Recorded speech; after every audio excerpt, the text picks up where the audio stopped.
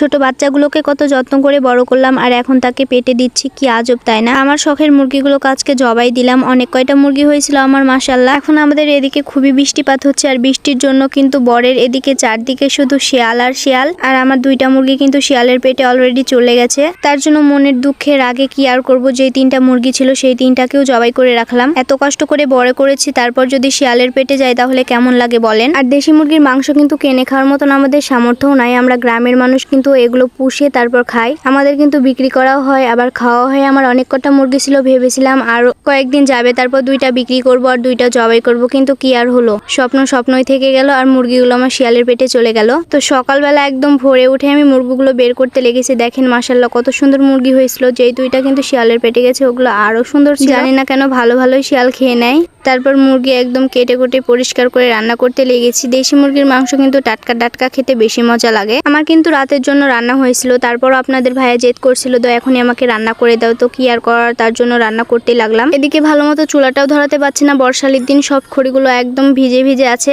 মাংস রান্না করতে যা যা মশলা লাগে সবকিছু আমি রেডি করে রেখে দিয়েছি। আর আলু ছাড়া আপনাদের ভাইয়া তো কোনো মাংস খেতেই চায় না, কি আর করার, তার জন্য আলু দিতেই হয়। তার জন্য আলুগুলো আমি ভেজে নিই। আমি মাংসের মধ্যে আলু দিলে কিন্তু আলুগুলো আগে ভেজে নিই। আলুগুলো ভেজে নেওয়ার পর যদি আলুটা দিই তাহলে কিন্তু খেতে বেশ মজা লাগে। তারপর এই তো পেঁয়াজ আমি সুন্দর মতো ভাজা করে নিয়েছি। আমার কিন্তু নিজের পোষা জিনিস এতটুকু ভালো লাগে না, খেতে কেমন মায়া লাগে। কি আর করার, মানুষের খাওয়ার জন্যই তো সৃষ্টি করেছেন এদের মহান আল্লাহ তাআলা। যত মায়া লাগুক না কেন এদের তো খেতেই হবে। দিন শেষে যতই ছোট থেকে বড় করি, যখন তার টাইম হবে তখন কিন্তু ঠিকই খেতে হবে। মশলাগুলো আমি দিয়ে দিলাম সুন্দর মতো। তারপর মশলাগুলো ভালো করে কষানো হয়ে গেল, আমি মাংসগুলো দিয়ে দেবো। অন্য কোনো তরকারি থেকে কিন্তু মাংস রান্না করতে আমার ভালোই লাগে। মাংস রান্না কিন্তু তাড়াতাড়ি হয়ে যায় আর রান্না করতেও বেশ ভালো লাগে। আপনাদের ভাইয়া বসেছিল, তার সাথে গল্প করছিলাম আর রান্না করছিলাম। তিনটা মোরগ জবাই দিলাম আর এতটুকু মাংস রান্না করেছো, এতটুকু মাংসতে কি হবে। আমি আগে বললাম আমার কিন্তু রান্না বাড়াও হয়ে গেছিল, তারপরও তার জেদে শুধু রান্না করছি। শুধু রাতের জন্য রান্না করছি তাই এতটুকু নিয়েছি। তাও আপনাদের ভাইকে বোঝানো যাচ্ছে না। আমার সাথে শুধু ঝগড়া করছিল যে এতটুকু মাংস আমি কেন নিয়েছি। সব যদি একদিনে খাইয়ে ফেলি তাহলে 8 দিন কি খাবো বলেন। মাংস আমার কষানো হয়ে গেছে, তারপর আমি ভেজে রাখা আলুগুলো দিয়ে